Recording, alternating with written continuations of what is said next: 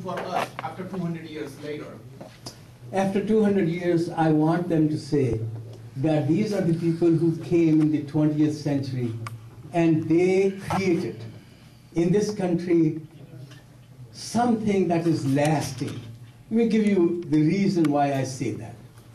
I was in a meeting a few months ago in Bangalore, and there was a Swamiji who was talking about Hinduism, and somebody said to him that Hinduism at times seems to be under siege, and people at times don't seem to be very proud of Hinduism. And as was pointed out by our distinguished colleague a moment ago, simply saying in a wishy-washy kind of way, you know, everybody is the same. I remember sitting in Montreal, and I go and teach there at McGill every summer. And Kathy and I were there, and we had the Director General of the biggest hospital there came, and we were just sitting and talking.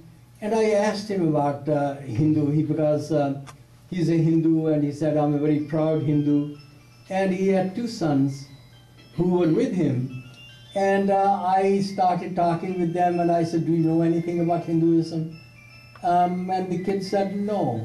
And I said, what do you know? We knew that we were from Denver.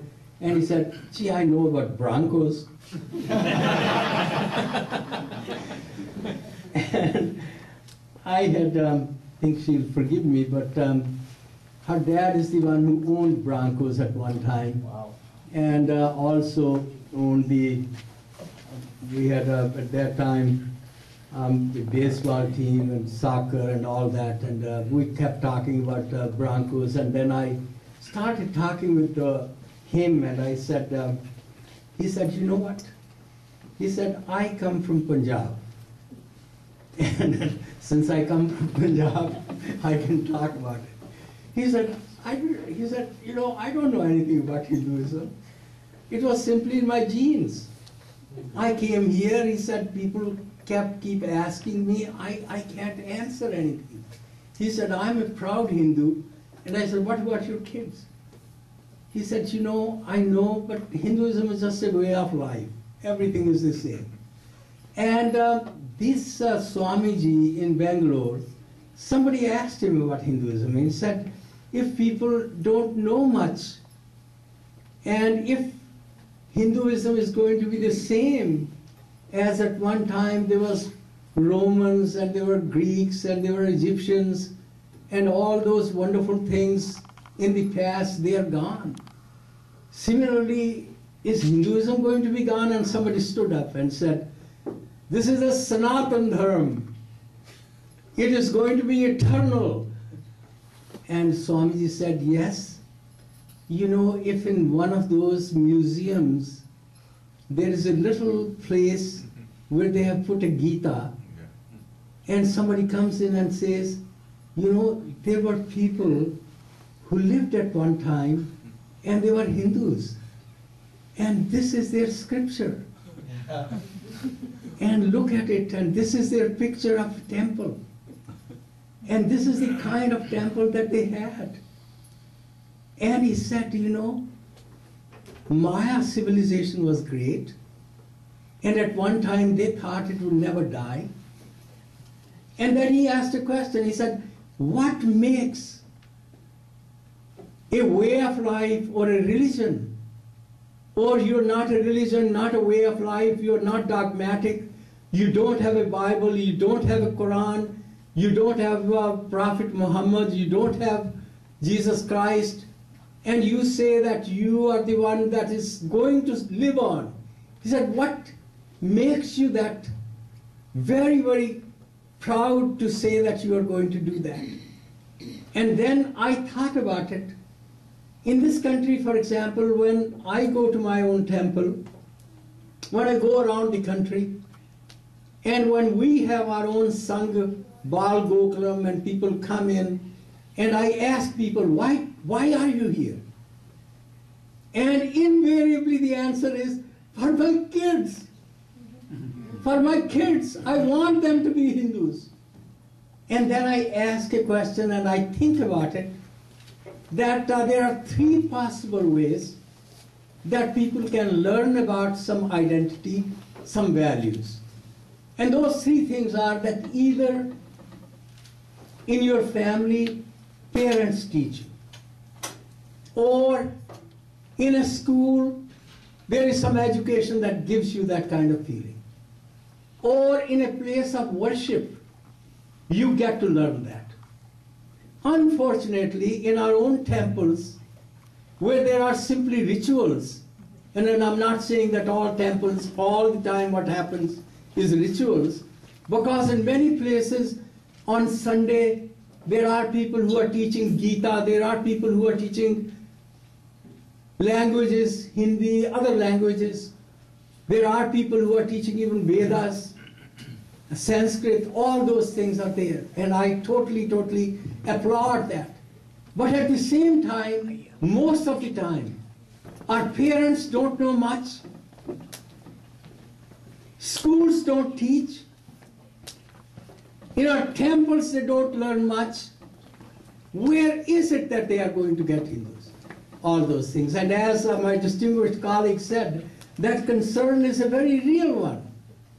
And so my plea to all of you is that wherever, however it is possible, that these kids do get to learn something about our own belief system, get to learn something about our own values, get to be proud of all those values, and are willing to disseminate that in society that they are, with friends that they are, and to be able to disseminate it, because that is my plea. Yes, sir. I'm impressed and I'm pleased with your comments. In my own humble way, I'm trying to do that to simplify and modernize Hinduism so that it can be easily articulated, comprehended and articulated. Many people know about that. But my question was more towards your experience. You traveled across the country. You mentioned, and I agree with you 100%, that unless we are united and we take a united voice, because we operate in a Judeo-Christian environment, we need to have that identity. So I would like to hear your comments on your vision. Forget about 200 years, that's too long for me to survive. But what is your vision? What can we do in the next 10 years, 15 years, so that we have very solid foundation of building it up? Well, you have said it. That's exactly what we need to do. That in our own ways, but working together in some kind of way, to keep our own egos out. Personalities, they can meld at times because we are all strong-willed. And as you know, as Hindus, we have known other people say that. I had a very good friend at Yale Law School who teaches there, and he and I were together at one time in Delhi. We were both giving some talks, and he was there for the very first time. And he looked at me and he said, you know what? I really feel that Indians are wonderful people, but they are so totally independent and individualistic. And then I told him, I said, no, it's not really like that. We're all very united. And he said, how? And I told him, I said, I've learned many times and asked people who have told me that if there are two Hindus, there are three different parties. Each one has a party. And the third one is to coordinate the activities of the party. So you said it. How we can all work together in our own independent kind of way, in our own organizations. We are so wonderful. But when it comes to working together, it becomes hard. And that is really where the person who began RSS work in India, probably have heard his name, Dr. Hedgewar, and he was a wonderful doctor who was able to diagnose what was wrong with society. And you remember, he was a doctor. He worked very, very hard with Congress, was a leader, and then he realized that unless Hindus get united and Hindus have a common kind of platform in terms of working in their own distinct way, but still be able to work together, and as a